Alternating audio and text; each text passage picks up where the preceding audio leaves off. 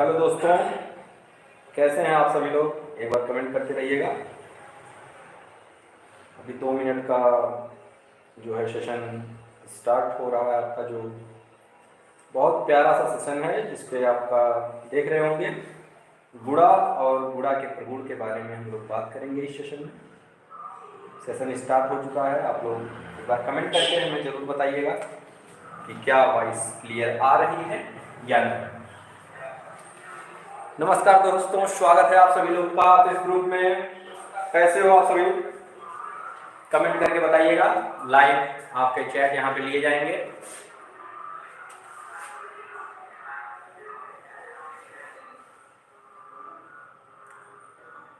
जी हाँ, जो लोग हमारे साथ जुड़े हुए हैं, बहुत बहुत धन्यवाद आप सभी लोगों का हमारे साथ जुड़ने के लिए।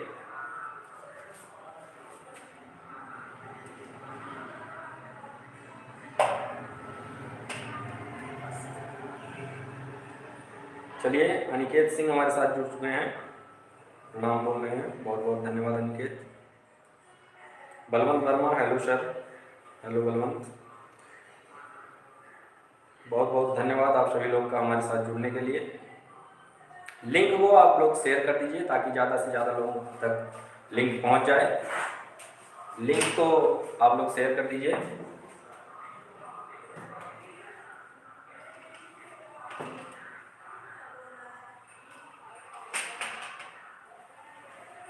ज़्यादा से ज़्यादा लोगों तक लिंक को पहुंचाइए।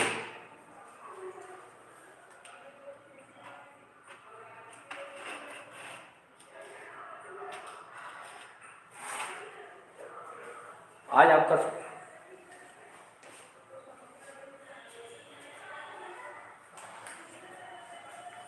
जो कि है हमारा गुड़ा का प्रगुण और गुड़ा, इसके बारे में हम लोग जानेंगे।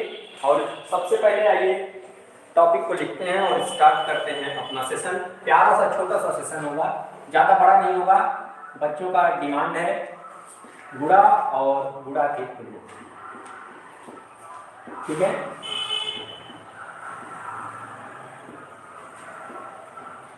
आइए, ये सेशन थोड़ी देर के लिए मैं यहाँ पे रुकता हूँ और इसमें गुड़ा को स्टार्ट करने से पहले सबसे पहले आइए हम लोग जान लेते हैं कि जो हमारी 4 संक्रियाएं हैं, 4 संक्रियाएं आपके सामने मैं लिख रहा हूँ, ठीक है। चारों संक्रियाओं को मैं आपके सामने लिख रहा हूँ। जोड़ना, घटाना, गुणा, भाग। जोड़ना, घटाना, गुणा और भाग, ये 4 आपकी संक्रियाएं हैं। हमारे साथ काफी लोग जुड़ चुके हैं और आप लोग कमेंट करते रहिए। वॉइस क्लियर है और वीडियो दोनों क्लियर है। थोड़ा सा क्वालिटी आप लोग बढ़ा लीजिएगा वीडियो की, ताकि आप लोग को कोई दिक्कत नहीं हो। और वाईफाई का इंस्टॉलेशन हो चुका है, जिसकी वजह से वीडियो रुकेगा नहीं और क्लियर वीडियो आ रहा है, जैसा कि मैं देख पा रहा हूँ, आप सामने देख सकते हैं, ठीक है। वीडियो एकदम क्लियर आ रहा है। थोड़ा सा आप 360 पिक्सल पे देखिएगा, वीडियो कंप्लीट क्लियर होगा। चलिए, हम लोग क्या बात कर रहे थे? जोड़ना, घटाना, गुणा और भाग, ये 4 जो है गणित की संक्रियाएं हैं। इन संक्रियाओं के बारे में आइए थोड़ा सा जान लेते हैं सबसे पहले, क्योंकि जो विषय वस्तु है हमारी वो है गुणा और उसके प्रगुण। लेकिन इससे पहले हमको जो जानना जरूरी है वो चीज क्या है, वो है आपका, देखिए, जोड़ना। सबसे पहले क्या है, क्लियर है यहां से विजिबिलिटी, ठीक है। चलिए, जोड़ना, घटाना, गुणा और भाग, संख्याओं का जोड़ना सबसे पहले हम लोग जानेंगे, ठीक है। इसके लिए मैं आपको बता दूं कि हम लोग जो है प्रैक्टिकल के द्वारा इन सारी संक्रियाओं को करेंगे, ध्यान दीजिएगा। आइए सबसे पहले स्टार्ट करते हैं जोड़ना। जोड़ना की जो संक्रिया होती है वो हम लोग क्या कह सकते हैं, देखिए, मैं उन्हीं मनोरंजन बैंक अर्थात भारतीय मनोरंजन बैंक इस पे लिखा गया है, उन्हीं पैसों के साथ आप लोग के सामने फिर से हाजिर हुआ हूं। और एक चीज जान लीजिए, इन पैसों का वास्तविक जीवन से कोई संबंध नहीं है। अगर ये इसका संबंध आपके वास्तविक जीवन से पाया जाता है तो वो मात्र एक संयोग होता है, ठीक है। सबसे पहले जोड़ना की संक्रिया समझते हैं। जैसे कि हमारे पास ये कुछ करेंसीज हैं, इनका जोड़ना कैसे स्टार्ट हुआ, ये देखिए 500 की करेंसी है जो कि नकली है, पूरी तरह से नकली है। देखिए बाजार में बिकती रहती है, मिलती रहती है बच्चों को खेलने के लिए। तो ये 1 है, 2, फिर 3, 4, 5, 6, 7, 8, 9, 10। आइए 10 करेंसीज को लेके हम स्टार्ट करते हैं अपना सेशन। देखिए जोड़ना की जो संक्रिया है उसको सीखते हैं कैसे, और हम लोग जाने कि ये जोड़ है या कोई और संक्रिया है। ठीक है, जो जोड़ना की संक्रिया है वो क्या होती है, 2 या 2 से अधिक संख्याओं को, 2 या फिर इससे अधिक, 2 या 2 से अधिक संख्याओं को एक साथ मिलाना, ये क्या कहलाता है, जोड़ना। ठीक है, जैसे कि देखिएगा ये एक नोट है, मैं यहाँ पे नोट डाउन करता हूँ आपको, एक मेरे पास 1 है, फिर इसके बाद किसी और ने मुझे दूसरा लाके दिया, 2 हो गया, 1 और, फिर किसी और ने लाके दिया तो 3 हो गया, फिर उसके बाद फर्दरली अगर मान लीजिए हमारे पास ये 4 लोग एक एक नोट लाके देते हैं तो हम कंबाइंड इसको फॉर्म में क्या कहेंगे, एक ए हो गया, फिर एक ए, एक ए, एक ए, इन सबको जब मिलाएंगे एक साथ और उसकी काउंटिंग करेंगे तो टोटल हमारे पास कितना आ जाएगा, 4। यही है हमारा क्या, जोड़ने की संक्रिया, कि 2 या 2 से अधिक संख्याओं को एक साथ मिलाना क्या है, जोड़ना। ठीक है, देखिएगा जोड़ कई प्रकार के आपके आते होंगे, छोटे छोटे बच्चों से लेकर बड़े बड़े बच्चों तक अलग अलग लेवल के जो है आप लोग सीखे होंगे।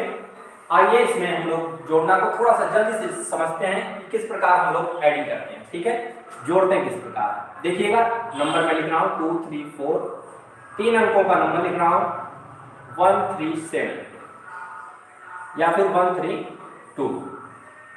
ये है आपका निशान जोड़ने का, क्या है ये जोड़ का निशान है जिसे कहते हैं धन का चिन्ह। ठीक है, ये अब इसको जब हम लोग जोड़ते हैं तो सीधी सीधी बात है, जो भी संख्याएं दी गई हैं, ठीक है, उन संख्याओं का जो प्लेस वैल्यू, जो फेस वैल्यू है, अर्थात जिस फेस पे वो संख्याएं हैं उसी फेस के साथ वो जुड़ेंगे।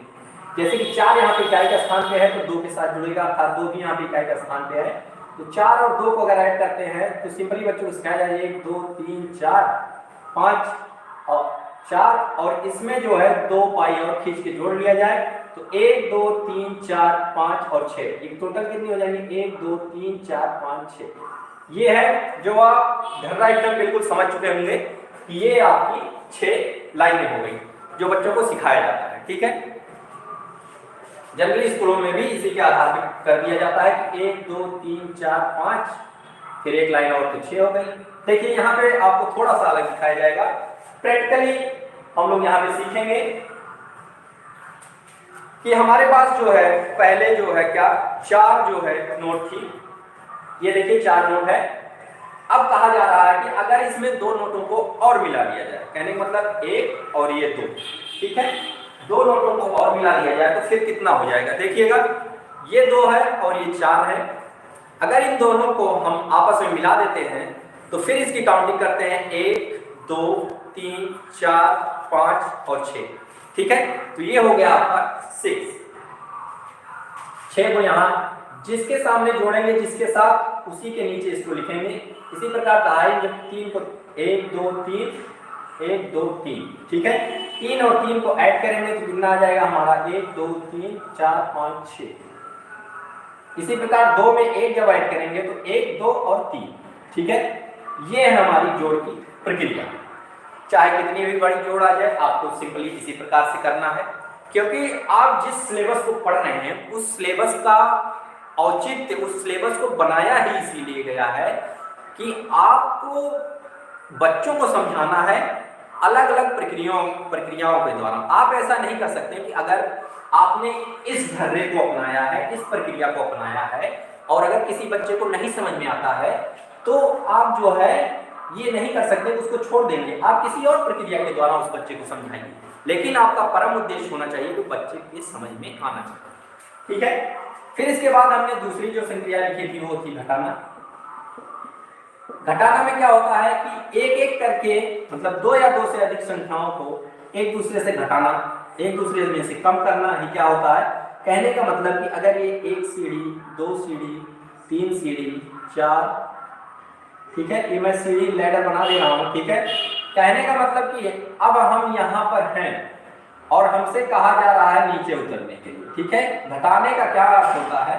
कम होना, ठीक है, घटाने का अर्थ है कम होना। इसी प्रकार अगली संक्रिया थी आपकी गुणा।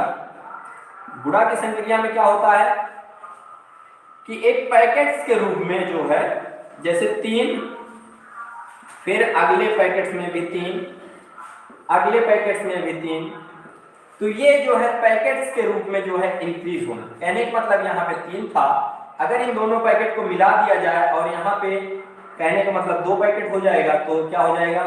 6। इसी प्रकार यहाँ पे 3 पैकेट हो जाएगा, तो क्या हो जाएगा?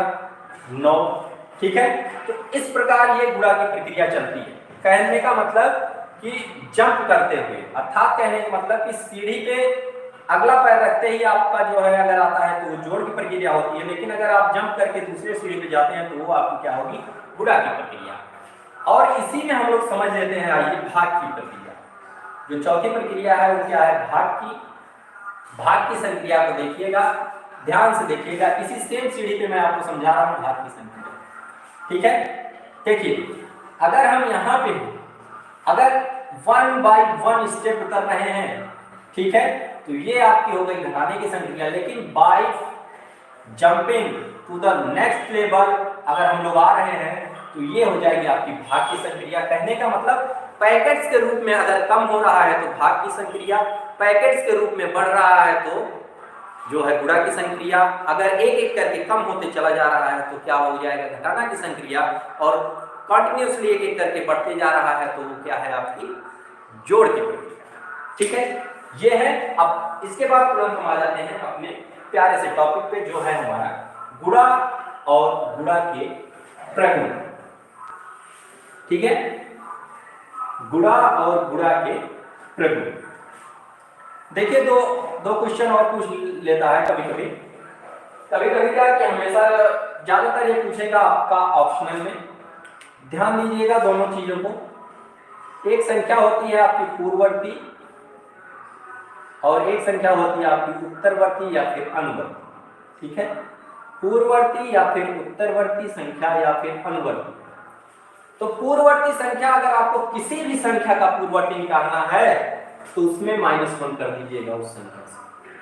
और अगर किसी का उत्तरवर्ती या उसकी अगली पद को पूछता है तो तुरंत आप +1 करते हैं, ठीक है। जैसे कि अगर कहा जाए 3 का पूर्ववर्ती क्या है, तो 3 में से अगर आप 1 को माइनस करते हैं तो क्या आएगा? 2। और अगर यहीं पे कहता है 3 का उत्तरवर्ती क्या है, तो इसी में 1 प्लस करेंगे तो आएगा 4। अर्थात 3 वो संख्या जो आपकी दी गई थी उसकी पूर्ववर्ती 2 है और उत्तरवर्ती 4, ठीक है। जनरली आपको ये ऑप्शन में पूछता है, कभी कभी 1 नंबर वाले क्वेश्चंस में भी आ जाते हैं, ठीक है। टोटल आपके 25 मार्क्स के क्वेश्चन होंगे, जिसमें से 5 ऑप्शनल, फिर बाकी 1-1 नंबर के, और जो उसके बाद बचते हैं तो वो आपके 2 नंबर। आइए गुणा की संक्रिया को स्टार्ट करते हैं, जो कि आपका मुख्य सिलेबस में है, गुणा की संक्रिया। गुणा की संक्रिया को आप लोग जानते हैं, गुणा क्या होता है, अभी आपको बताएगा कि अगर पैकेट्स के रूप में इंक्रीज हो रहा है तो वो है आपका क्या? गुणा की संक्रिया। गुणा की संक्रिया पैकेट्स के रूप में अगर इंक्रीज हो रहा है तो वो है आपका, ठीक है। आइए जान लेते हैं कुछ बातों को, गुणा के बारे में क्या क्या बातें कही जा सकती हैं। जैसे देखिएगा, अभी एक चीज जो हमें अपेक्स ग्रुप की तरफ से सूचना मिल रही है, जो हमारी टीम बता रही है कि मैथ्स की क्लास कुछ ही देर में आपको मिल जाएगी। करीब करीब मान के चलिए कि अभी 8:30 हो रहा है, तो 9:30 बजे तक आपको मैथ्स की क्लास मिल जाएगी।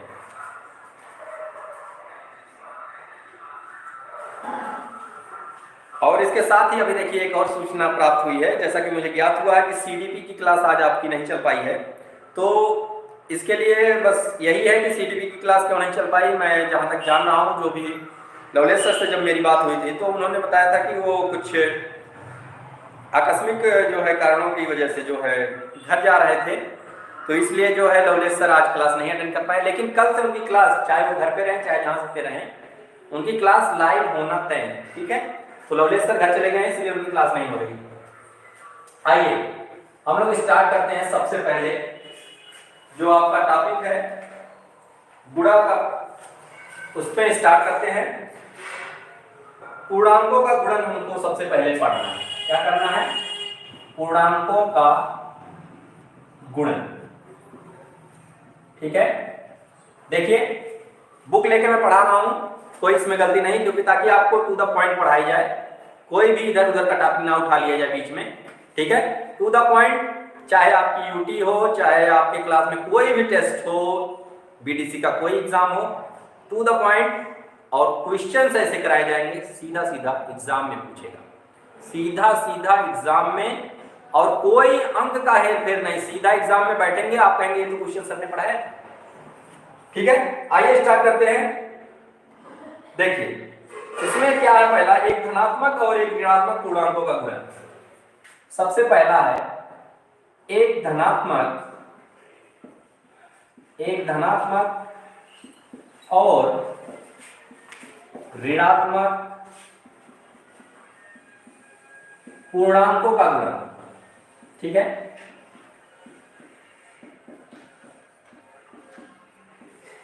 चलिए अब इसमें क्या कह रहा है, अगर कोई पूर्णांक a है, ठीक है, जो कि धनात्मक पूर्णांक है, और कोई पूर्णांक b है जो कि ऋणात्मक पूर्णांक है, ठीक है। कोई पूर्णांक a है जो कि धनात्मक है, कोई पूर्णांक b है जो कि ऋणात्मक है। अगर इन दोनों का गुणा होता है तो उस सिचुएशन में क्या होगा, आपका जो रिजल्ट आएगा वो निगेटिव के साथ आएगा, ठीक है। जो भी रिजल्ट आएगा वो निगेटिव के साथ आएगा। जैसे कि एग्जांपल लेते हैं, 3 का गुणा अगर -4 के साथ करते हैं तो 3 4 हो जाएगा आपका 12, और साइन कौन सा आएगा? निगेटिव, अर्थात ऋणात्मक, ठीक है। दूसरा इसी में है एक धनात्मक, दोनों धनात्मक पूर्णांक, दोनों धनात्मक पूर्णांक हो तो क्या होगा? देखिएगा, अगर पहला पूर्णांक धनात्मक है और उसके साथ दूसरा पूर्णांक भी धनात्मक है, अगर इन दोनों का गुणा करते हैं तो सीधा सीधा क्या आएगा, यहाँ पे चिन्ह आएगा धनात्मक का, जो कि लिखा नहीं जाता इसलिए इसको हटा देता, ठीक है। जैसे कि इसी 3 और 4 को लेते हैं, 3 और 4 दोनों धनात्मक हैं क्योंकि ऋणात्मक का साइन नहीं लगा है, तो क्या आ जाएगा? सीधा सीधा आंसर आ जाएगा 12, ठीक है। इसी प्रकार आइए इसके बाद देख लेते हैं क्या होता है। अगर दोनों आपके ऋणात्मक, दोनों पूर्णांक ऋणात्मक हो, दोनों पूर्णांक ऋणात्मक हो, उस सिचुएशन में क्या होगा, अगर -a -b है और इन दोनों का गुणा किया जा रहा है तो ये हमेशा क्या हो जाएगा? प्लस, मतलब पॉजिटिव साइन के साथ जो भी आपका रिजल्ट आएगा वो होगा, ठीक है। अगर दोनों पूर्णांक ऋणात्मक है तो उस सिचुएशन में ये होगा, ठीक है। बचपन में आप जान रहे होंगे, एक छोटा सा ऐसे ट्रिक के माध्यम से या जो भी कह लीजिए कि धन ऋण का गुणा ऋण होता है, और धन धन का गुणा धन होता है, और ऋण ऋण का गुणा धन होता है, और एक चौथा देख लीजिएगा, ऋण और धन का गुणा हमेशा ऋण, ठीक है। धन धन का गुणा धन, धन ऋण का गुणा ऋण, ऋण धन का गुणा ऋण, और ऋण ऋण का गुणा धन होता है, ठीक है। ये है प्रक्रियाएं आपकी चारों। ये पूर्णांक का गुणन आपको पढ़ना था। और इसके बाद अब हम जो हमारा टॉपिक है वो आपका है पूर्णांकों के गुणन के गुण आपको पढ़ना, प्रॉपर्टीज को पढ़ना, ठीक है। आइए प्रॉपर्टीज को भी इसी में देख लेते हैं जल्दी से। प्यारा सा टॉपिक जल्दी से खत्म होगा और इसके बाद भाग की संक्रिया स्टार्ट होगी, और उसके बाद ये चैप्टर आपका खत्म, फाइनल। आज ही इसको कंप्लीट किया जाएगा। जल्दी से आइए जान जाते हैं क्या हमको पढ़ना है। प्रॉपर्टीज ऑफ मल्टीप्लिकेशन, ठीक है। क्या कहते हैं इसको? गुणा का नियम, ठीक है, गुणा के नियम। तो आइए सबसे पहला जो है हिंदी और इंग्लिश दोनों में बताएंगे, ठीक है। सबसे पहला है आपका क्लोजर प्रॉपर्टीज। क्लोजर प्रॉपर्टी जिसको कहते हैं संवरक का नियम, संवरक का नियम या फिर गुणन के अंदर समृद्ध, गुणन के अंतर्गत, गुणन के अंतर्गत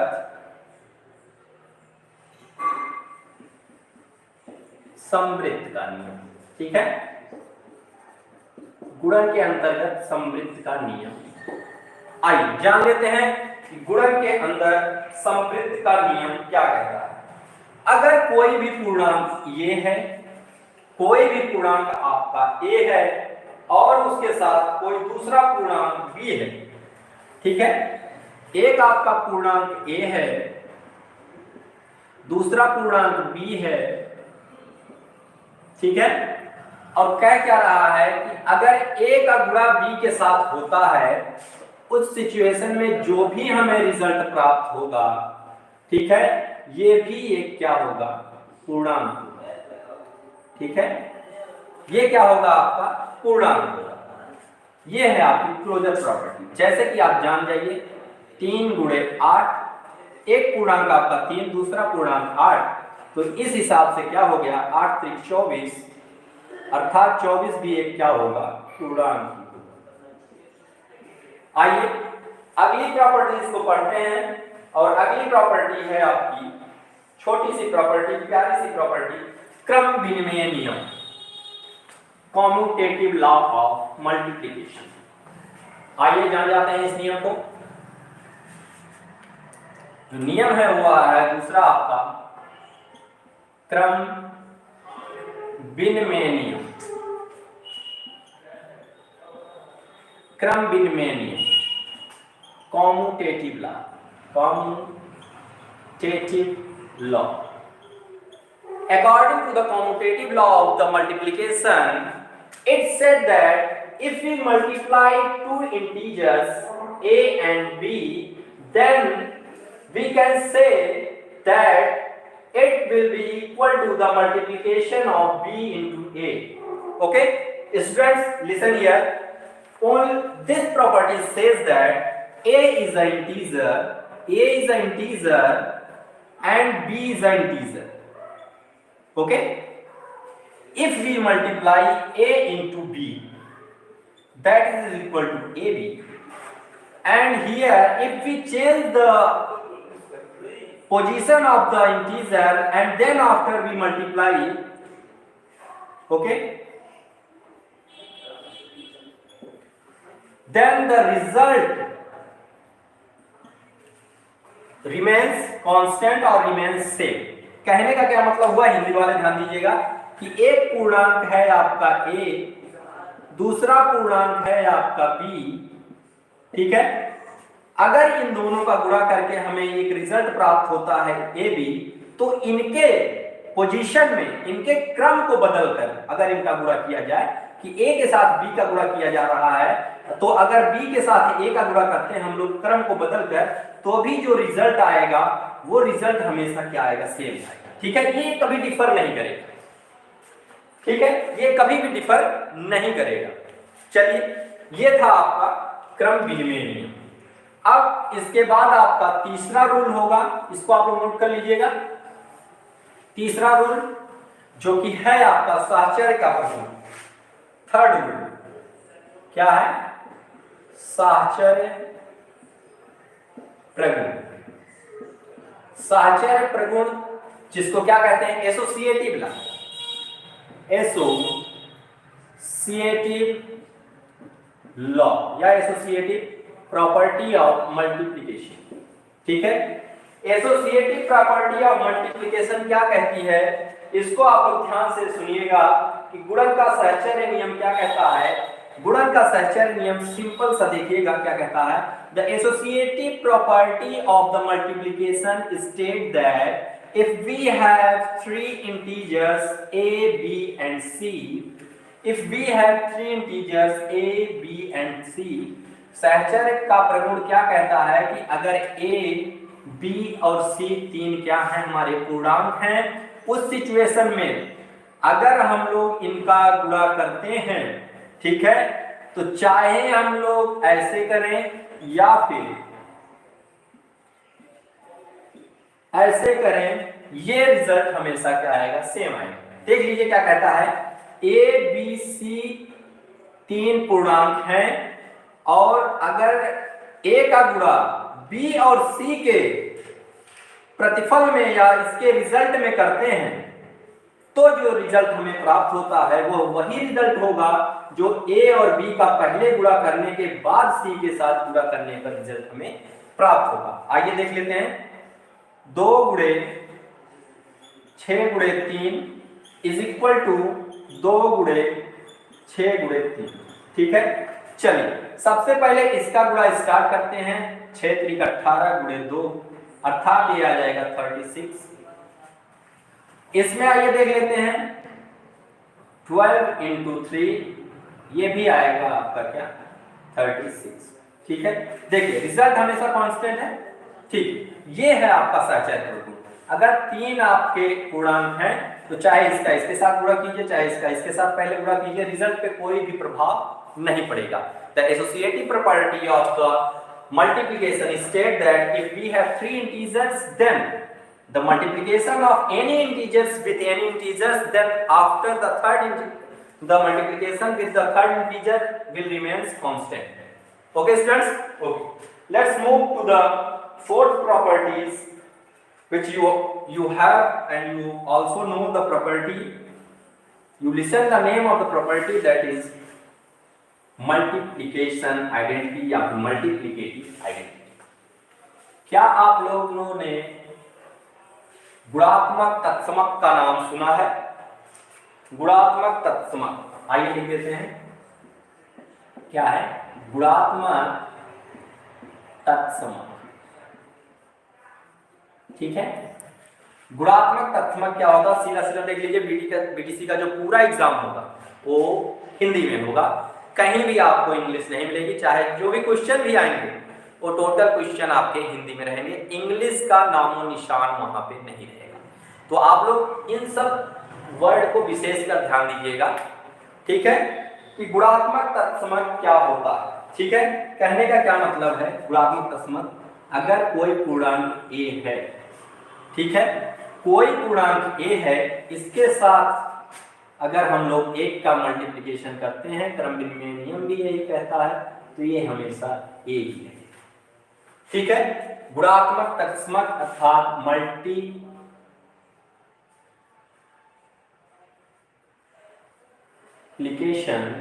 या फिर मल्टीप्लिकेटिव आइडेंटिटी।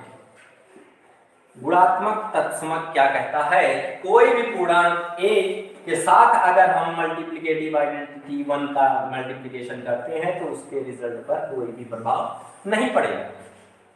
ठीक है, रिजल्ट हमेशा सेम होगा। इसी के साथ एक और चीज जान लीजिएगा, शून्य का गुणन। शून्य का गुणन, शून्य का गुणन क्या कहता है कि कोई भी पूर्णांक है अगर उसके साथ शून्य का गुणा होता है तो रिजल्ट हमेशा क्या आएगा, शून्य। ध्यान दीजिएगा इस बात को, कोई भी पूर्णांक है उसके साथ शून्य का अगर गुणा होता है तो रिजल्ट क्या होगा, शून्य होगा। ठीक है, कैसे आप लोगों ने जाना रिजल्ट शून्य होगा, शून्य एकदम, इस बात को एकदम ध्यान से, कहीं भी किसी भी एग्जाम में पूछ दिया जाए, कोई भी संख्या, कितनी भी बड़ी संख्या दी जाए, 3 2 2 3 4 8 9 इंटू 0 इज इक्वल टू 0। देखिए जीरो का ये महत्व देखिए कि इतनी बड़ी संख्या को क्या कर दिया, जीरो कर दिया, इतनी बड़ी संख्या को जीरो कर दिया। ठीक है, नोट करिए। फिर इसके बाद आगे देखते हैं क्या है आपके सिलेबस में। ठीक, डिस्ट्रीब्यूटिव लॉ और आपको जानना है, यही आइए जान लेते हैं डिस्ट्रीब्यूटिव लॉ। वितरण का प्रगुण, वितरण का प्रगुण, वितरण का प्रगुण क्या कहता है कि अगर आपके पास ए बी सी तीन इंटीजर हैं, ठीक है, अगर हम लोग ए का गुणा बी और c के योगफल के साथ करते हैं तो इसको हम लोग a का गुणा b के साथ, a का गुणा c के साथ भी कर सकते हैं अलग अलग, और उनका योगफल जो आएगा वो हमेशा क्या होगा, सेम होगा। एग्जाम्पल के साथ आपको समझा रहे हैं, ध्यान दीजिएगा। अगर यहाँ तक विजिबिलिटी है तो ध्यान दीजिएगा आप लोग। जो लोग भी हमारे साथ जुड़े हुए हैं लिंक को शेयर कर दीजिए, लिंक को आप लोग शेयर कर दीजिए। एग्जाम्पल के साथ आपको बता रहे हैं, काफी लोग जुड़े हुए हैं हमारे साथ। अमित एवीडी भाई बहुत ही दूर से जौनपुर से हमारे साथ जुड़ चुके हैं। सुरेश कुमार ट्रिक वीडियोस, विशाल यादव, शोभनाथ वर्मा, श्रेया मौर्य, तिवारी जी, मन्नू, सोनम शर्मा हम लोग के साथ जुड़ चुकी हैं। साहुल सिंह जुड़ चुके हैं, गुड इवनिंग सर। एनरिका सालवेदर जी हमारे साथ जुड़ चुके हैं बात टेक से। साहुल सिंह बोल रहे हैं नाइस सर, बहुत बहुत धन्यवाद आपका हम लोगों के साथ जुड़ने के लिए। लिंक आप लोग शेयर कर दीजिए जो लोग भी हमारे साथ जुड़े हुए हैं। एक बार आप लोग कमेंट कीजिएगा वॉइस क्लियर, और जो यहाँ पे लिखा जा रहा है लास्ट में ये भी क्लियर आप लोग को विजिट हो रहा है। शेयर कर दीजिएगा लिंक को ज्यादा से ज्यादा ताकि ज्यादा बच्चों तक ये पहुंच सके। टोटल आपका बीटीसी, मैं कह रहा हूँ एक भी बच्चे का अगर बैक लग जाएगा पढ़ाना छोड़ दूंगा, लेकिन पढ़ के देखो। एक भी बच्चे का बैक लगा मैथ में पढ़ाना छोड़ दूंगा, लेकिन पढ़ना आपको है, टाइम आपको देना है, ठीक है। वही क्वेश्चंस आएंगे जो यहाँ पे कराए जाएंगे, इसकी भी गारंटी लेता हूँ, ठीक है। और एग्जाम जब स्टार्ट होगा तो उसके पहले आपको दिया जाएगा गुरु मंत्र, लवलेश सर देंगे आपको गुरु मंत्र, ठीक है। शेयर कर दीजिए लिंक को ताकि ज्यादा से ज्यादा लोगों तक ये लिंक पहुंच सके। चलिए आइए, ये जो हम लोगों ने नियम लिखा है इसको आइए देख लेते हैं। 3 × 4 + 5 इज इक्वल टू, कहने का मतलब क्या हुआ, 3 × 4 + 3 × 5। देखिए 3 गुणे 5 + 4 9, that is equal to 4 12 and 15। अगर इनका मल्टीप्लिकेशन कर देंगे तो 27 आएगा, और इनको ऐड करेंगे तो भी 27 ही आएगा। यही है आपका गुणा का वितरण प्रगुण, गुणा का वितरण प्रगुण, जिसको इंग्लिश में कहते हैं distributive properties of the multiplication. Distributive property of the multiplication state that if we have 3 integers and we add 2 integers b and c and then after multiplying a, it will be equal to the multiplication of, to the addition of the multiplication of a into b and a into c. Okay students, Shreya Maurya बता रहे हैं nice class sir, बहुत बहुत धन्यवाद।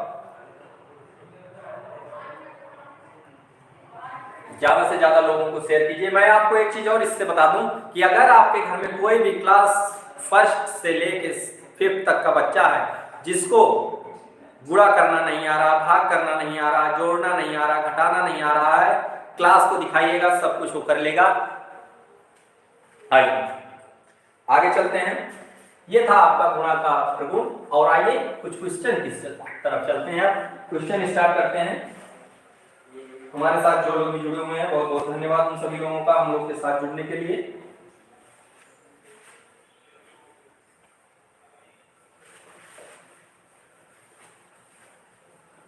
Daily आपकी इसी time class start होगी। लवलेश sir आज घर के लिए निकल गए हैं, आएंगे जल्दी से यहाँ पे, और कल से ही चाहे घर रहे चाहे ना रहे क्लासेस तो उनकी करवानी ही है, क्योंकि बाल विकास की बात है और बच्चों के लिए लवलेश सर हमेशा खड़े रहते हैं, ठीक है। आइए स्टार्ट करते हैं। चलिए जो लोग भी वॉच कर रहे हैं लिंक को जरूर शेयर करें। क्या हम क्वेश्चन को आइए लेते हैं आपकी बुक से ही, आप लोगों ने जो भी डीएलएड की बुक ली है, अगर किसी ने, चलिए विभाज्यता का नियम देखिए इसमें है, जिसको मैंने कल ही करवा दिया था, ठीक है। विभाज्यता का नियम हो चुका है, ठीक है। भाग प्रगुण में कुछ नहीं है ज्यादा कुछ, भाग आप लोग समझ रहे होंगे अभी हम थोड़ी देर में, या फिर आइए भाग को थोड़ा सा समझा देते हैं फिर उसके बाद आगे बढ़ते हैं, ठीक है। देखिए ध्यान दीजिए, भाग, ठीक है।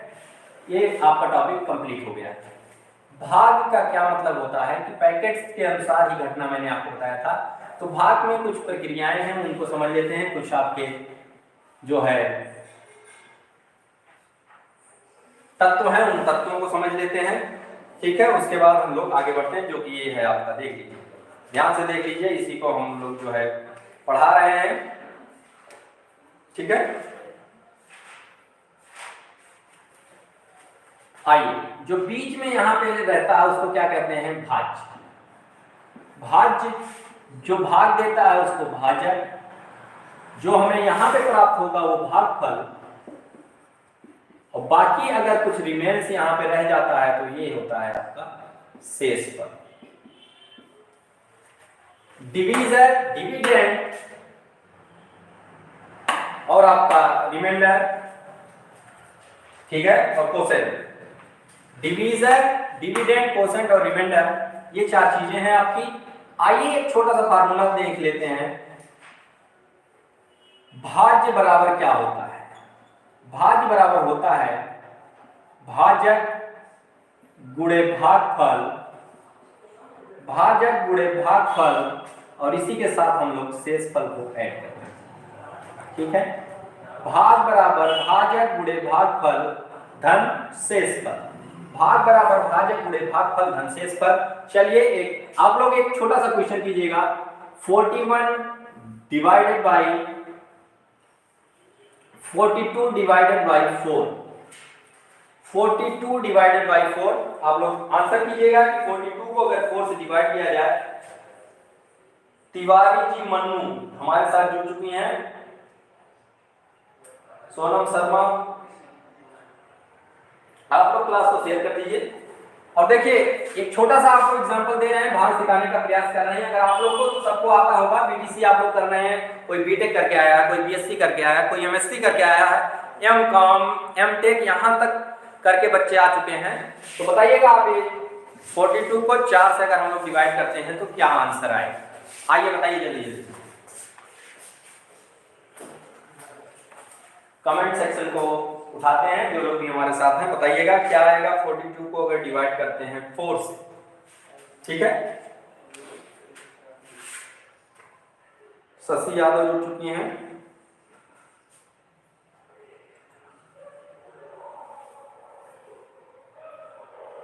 जो लोग भी जुड़े हुए हैं वो एक बार कमेंट कर दीजिए कि क्या आएगा। ठीक है,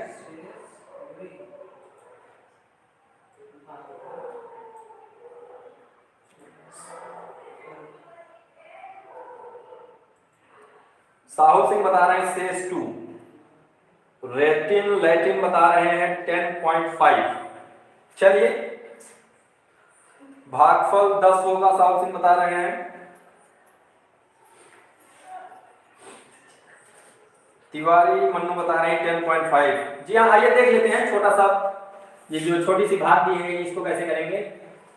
जो भी आपका स्टार्टिंग से अंक है अगर वो आपके भाजक से बड़ा है तभी, भाजक से बड़ा या उसके बराबर है तभी हम उसको डिवाइड करेंगे। ठीक है, तो क्या होगा, ये 1 टाइम्स एक बार आपकी भाग जाएगी, ये आपकी हो जाएगी। ठीक है, इसके बाद 2 को यहाँ पे हम लोग रिमाइंडर के रूप में लिख सकते हैं, लेकिन अगर इसको और कंप्लीट ले जाना है तो देखिए 4 की भाग 2 में नहीं जाएगी, 4 की भाग 2 में नहीं जाएगी, लेकिन 0 टाइम्स 0 बार तो जा सकती है। 4 की भाग 0 बार जैसे जाएगी, अब रिमाइंडर 2 होगा।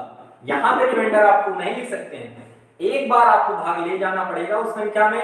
0 टाइम्स हम भाग ले जाते हैं। यहाँ पे 0 कैसे आया ये मैं आपको डिफाइन करना चाह रहा हूँ, इस क्वेश्चन से यही डिफाइन करना चाह रहा हूँ कि यहाँ पे जो है 0 कैसे आपका आ रहा है। 10.5 जिन लोगों ने आंसर दिया है वो लोग समझने की कोशिश करें, और भी ज्यादा से ज्यादा लोग इससे जुड़े रहें कि 10.5 आपका कैसे आ रहा है। देखिए 0 टाइम्स यहाँ पे भाग ले गया तो आपका 2 आ गया, फिर इसके बाद दशमलव लगा के यहाँ पे 0 बढ़ाया गया, फिर 5 टाइम्स ले गया तो क्या हो गया आपका 20। ठीक है, यहाँ भी 0 कहाँ से आया, तो वो ये वाली सिचुएशन है। ये 2 को जब हम लोग डिवाइड कर रहे हैं, अगर इस भाजक से छोटा है तो यहाँ पे हम लोग 0 बार ले जाते हैं, और इस जो है इस पार्ट को लिखने का कोई मतलब नहीं होता, इसीलिए हम लोग सीधा सीधा इस भाग को ऐसे कर लेते हैं। 42 4 1 टाइम्स 4, 2 को उतार के 10 के बाद पॉइंट लगा के यहीं पे 0 बढ़ा के 25 टाइम्स ले जाते हैं। ठीक है, इसीलिए इस पार्ट को हटा दिया गया। अभी आप छोटे बच्चे से पूछेंगे तो उसको ये इस समय नहीं सिखाया जा रहा है, इसीलिए बच्चों की भाग देने की क्षमता, गुणा करने की क्षमता इस समय कमजोर होती जा रही है। ठीक है, ये छोटा छोटा पार्ट है जिसको आपको समझना है। ठीक है, आइए आगे बढ़ते हैं इस सेशन में। ये आपकी भाग की प्रक्रिया थी और कुछ क्वेश्चन को उठाते हैं और करते हैं। ठीक है,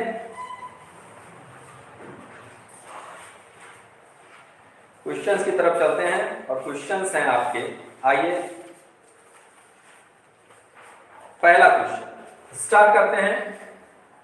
आपके डीएलएड की पूरी बुक खत्म है जानी, पूरी बुक खत्म करेंगे 15 जनवरी से पहले खत्म करेंगे। ठीक है, यूटी हो, कोई भी टेस्ट हो, कभी भी कोई भी टेस्ट हो, बीटीसी का एग्जाम हो, एकदम दिल खोल के बैठिए, एग्जाम में लिखिए, नंबर आपके अच्छे हैं। ठीक है, प्रश्न क्या कह रहा है, एक स्कूल में कक्षा 6 में 30 बच्चे, कक्षा 7 में 40 बच्चे, कक्षा 8 में और कक्षा 8 में 20 बच्चे। ठीक है, प्रश्न यहां से आपका बनता है, यदि प्रत्येक बच्चे ने दो पौधे लगाए, प्रत्येक बच्चे ने दो पौधे लगाए तो कुल कितने पौधे लगाए गए?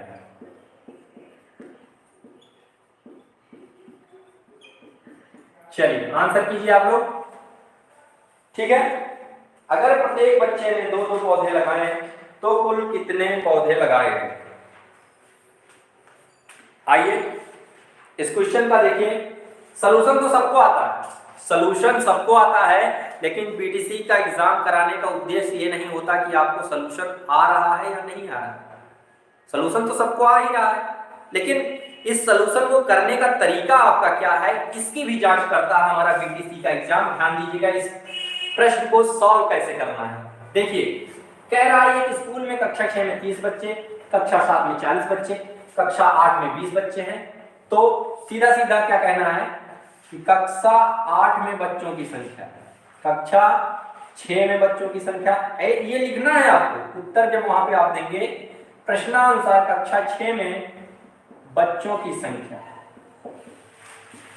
ठीक है, कक्षा 6 में बच्चों की संख्या, कक्षा 7 में बच्चों की संख्या,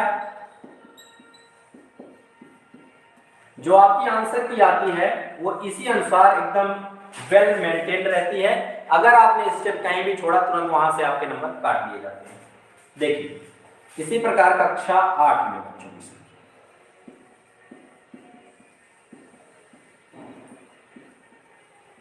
ठीक है, आपको बच्चों से लिखवाना है जब आप पढ़ाने जाएंगे। आपको ऐसे कक्षा 6 में है 30, 7 में 40, 8 में 20। क्या रहा है यहां पे लिखना है, एक बच्चे द्वारा, या फिर यही नीचे ही लिख दीजिए, एक बच्चे द्वारा लगाए गए पेड़, लगाए गए पौधे। देखिए कितने, दो पौधे एक बच्चे ने लगाए। ठीक है, अब कक्षा 6 के बच्चों के द्वारा लगाए गए पौधे,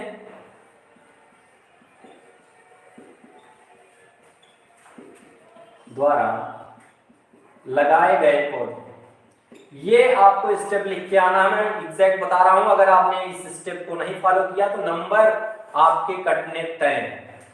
कक्षा 6 के बच्चों द्वारा लगाए गए पौधे, तो कक्षा 6 में बच्चों की संख्या कितनी थी? 30।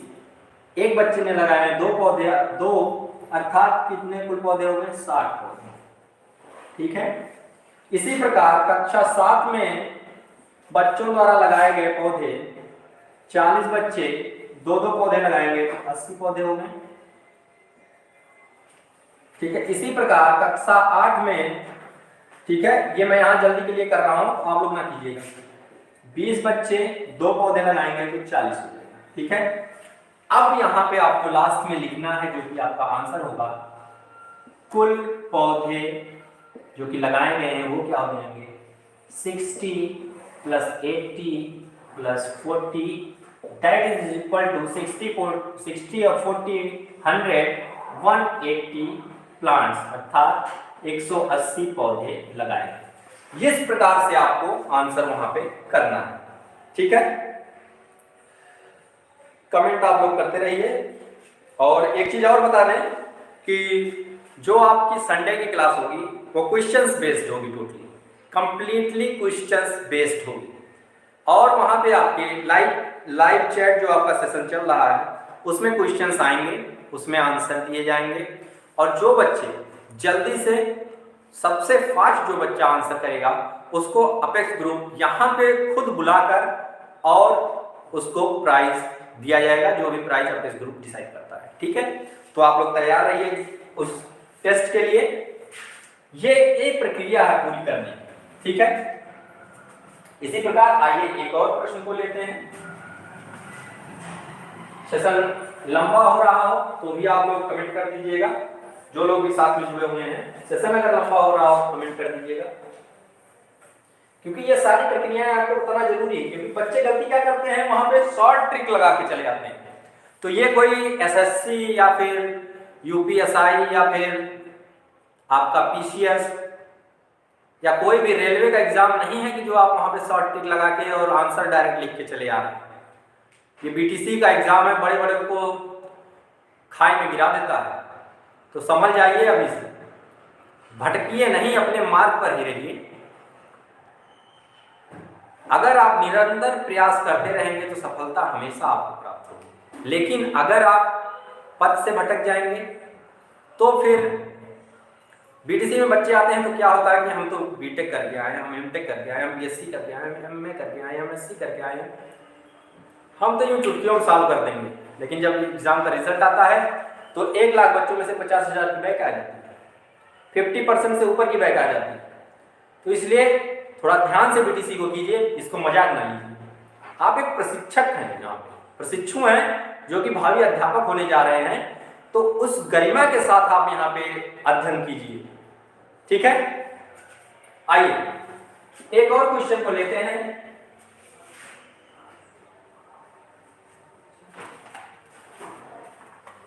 छोटा सा क्वेश्चन है आपका,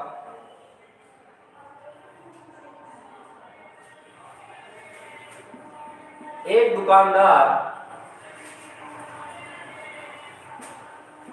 दुकानदार 10 बोरे चने खरीदता है, ठीक है। एक दुकानदार 10 बोरे चने खरीदता है।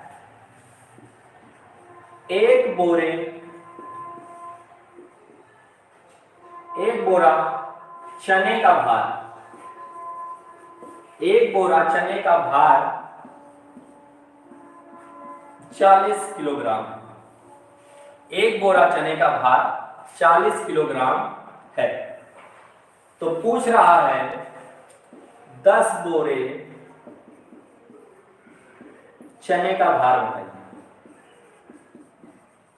आता आप सभी लोग को है, कर लेंगे। 10 बोरे चने का भार बताइए। चलिए आइए आंसर कीजिए आप लोग।